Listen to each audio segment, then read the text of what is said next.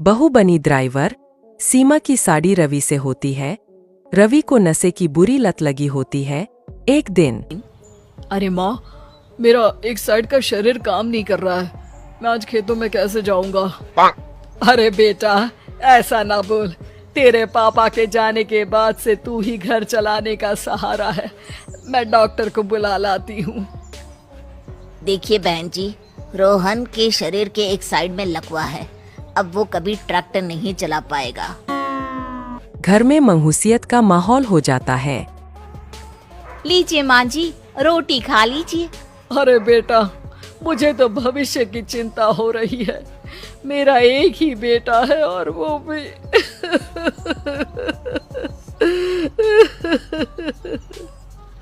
माँ जी, आप चिंता न करें।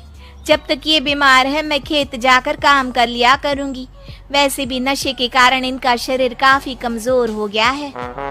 अगले दिन सीमा खेत में जाकर काम कर शाम को घर लौटती है। ये ले बेटा, पानी पी ले।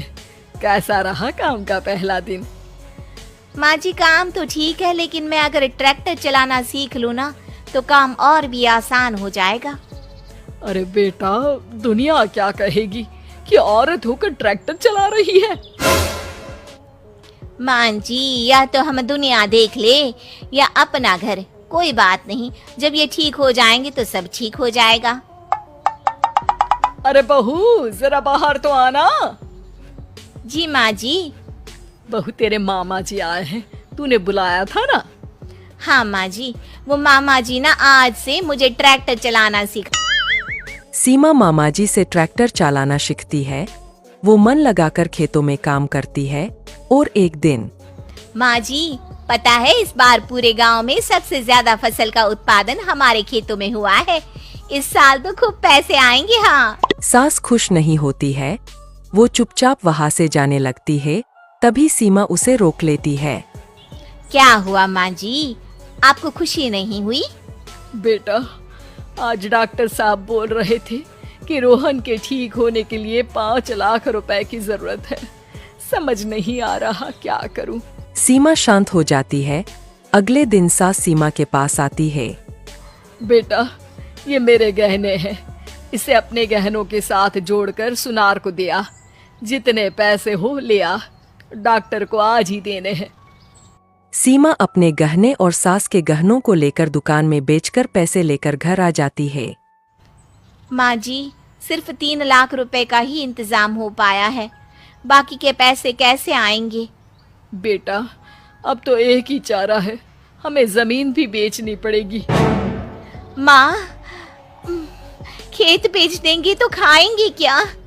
अरे बेटा, कोई दूसरा चारा भी तो नहीं है। रोहन ठीक हो जाए तो वो मेहनत करके इससे भी बड़ी जमीन ले लेगा। सास बहू मिलकर खेत भी बेच देते हैं। अब पूरे पैसे लेकर सास डॉक्टर के पास जाती है। डॉक्टर साहब, ये लीजिए सारे पैसे। बस किसी तरह मेरे बेटे को ठीक कर दीजिए। आपका बेटा ठीक तो हो जाएगा, लेकिन 6 महीने का समय लगेगा।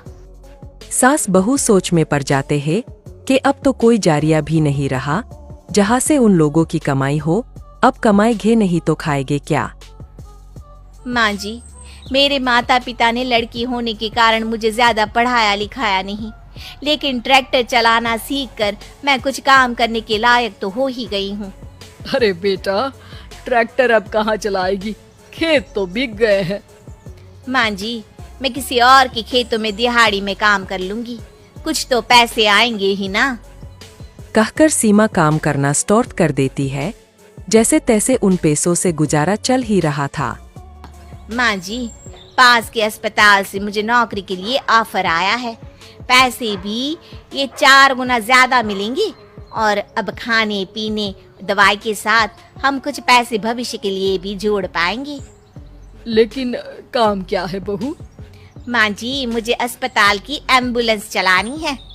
अरे, तू तो मेरी बहू नहीं, बेटा है। बेटा, जरूर जा बेटा।